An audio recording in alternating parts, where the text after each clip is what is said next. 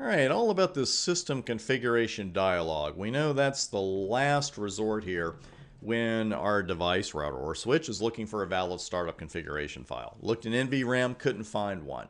Looked for TFTP server, maybe we didn't configure that. So now we're at system configuration dialog. Now, the switch that we're working with here didn't have a startup config file because I erased it from NVRAM before I reloaded the switch. So what's it going to do finally? Cover your eyes because I think this question is going to be up here about 30 times. Yes, here it is.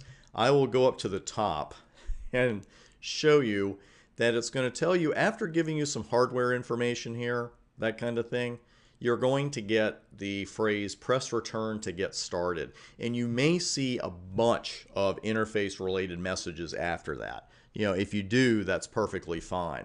Here's the prompt for the system configuration dialog. And I'm going to try just to put a couple here because I realize it's pretty annoying when the whole screen is that way. Would you like to enter the initial configuration dialog, yes or no?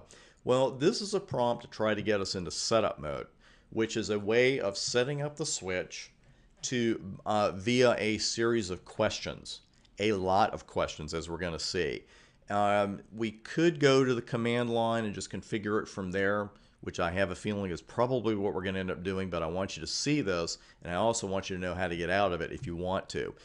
First off, you can't get out of answering this question because in the brackets you can see when we're given a question on a Cisco device and there's one answer in the brackets, that's the default answer, you can hit enter and accept that answer. Here we're given a choice, so we've got to enter something.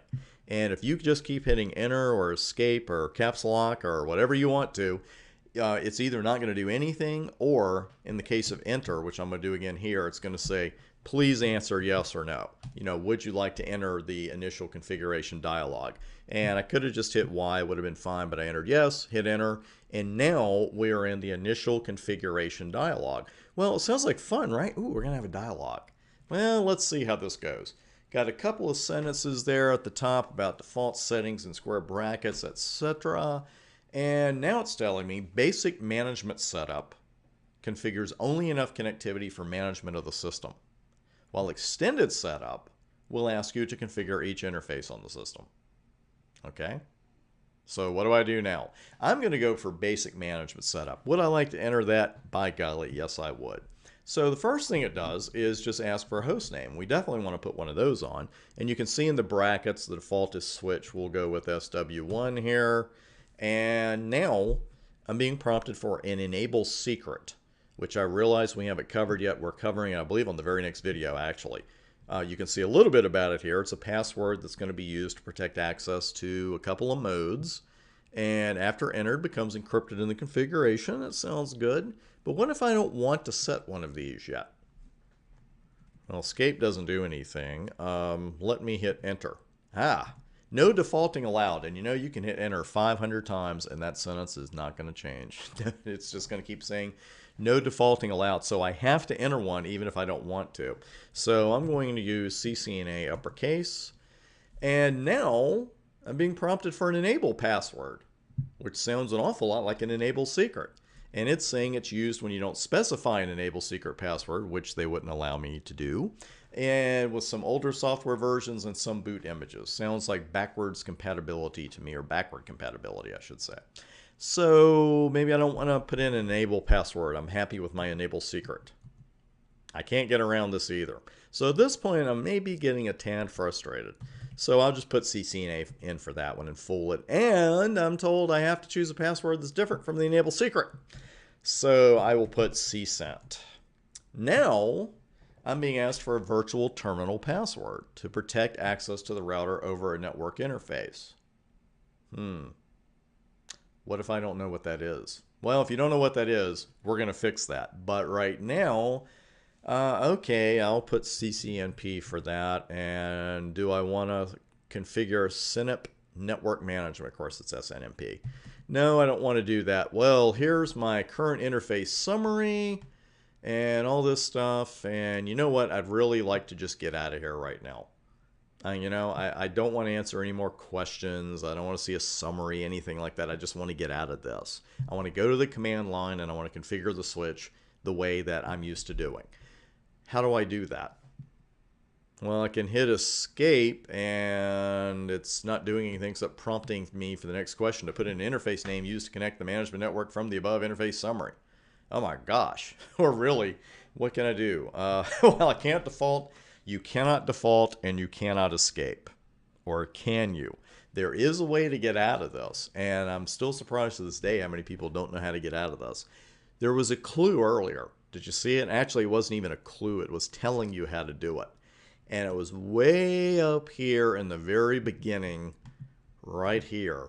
Use Control-C to abort configuration dialog at any prompt. If you hit Control-C, it's going to kick you out of here. I hope. Let's do Control-C. And let's see, am I getting out? Okay.